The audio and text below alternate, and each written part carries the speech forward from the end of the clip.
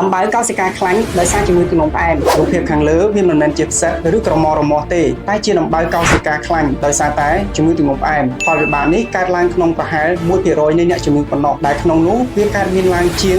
70% ចំពោះអ្នកជំងឺដែលពឹងផ្អែកទៅលើអាំងស៊ូលីនដំបៅកោសិកាខ្លាញ់អាចលេចឡើងយ៉ាងឆាប់រហ័សអាយុជាមធ្យមចាប់ពី22ឆ្នាំទន្ទឹមនឹងនេះអ្នកជំងឺទឹកនោមផ្អែមដែលមិនពឹងផ្អែកទៅលើអាំងស៊ូលីននឹងលេចឡើងនៅពេលក្រោយជាមធ្យមសម្រាប់អ្នកមានអាយុចាប់ពី49ឆ្នាំមូលហេតុដែលនាំឲ្យដំបៅកោសិកាខ្លាញ់នេះគឺមិនទាន់ដឹងច្បាស់នៅឡើយទេប៉ុន្តែវាអាចបណ្ដាលមកពីការរលាកនៅក្នុងសរសៃឈាមតូចៗក្នុងផលវិបាកនៃជំងឺទឹកនោមផ្អែមដំបៅកោសិកាខ្លាញ់មានរោគសញ្ញាគឺដុំពកនៃស្បែកនៅក្នុងភ្នាសអេពីដេមមានពណ៌លឿងត្នោតឬក្រហមចាស់មានការឈឺចុកចាប់ខ្ពស់ទេនៅមុខរបួសនៃដំបៅនេះគែមនៃដំបៅមានពណ៌ក្រហមស្បែកនៅជុំវិញតំបន់ដំបៅនេះគឺរលោងឬមើលមិនសូវច្បាស់ទេសរសៃឈាមតូចៗជាច្រើនអាចរមាស់និងឈឺចាប់ភាគច្រើនជាការខូចខាតស្បែកលេចឡើងនៅលើសរសៃជើងហើយជាធម្មតាមានរហូតដល់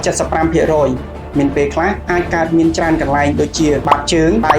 ស្បែកក្បាលឬដងខ្លួនសូមខមមិនប្រសិនបើមានសំណួរអំពីដំបៅកោសិកាខ្លាញ់នៃជំងឺទឹកនោមផ្អែមនិងសូមកុំភ្លេច follow ដើម្បីតាមដានចំណេះដឹងបន្ថែមទៀតអំពីសុខភាព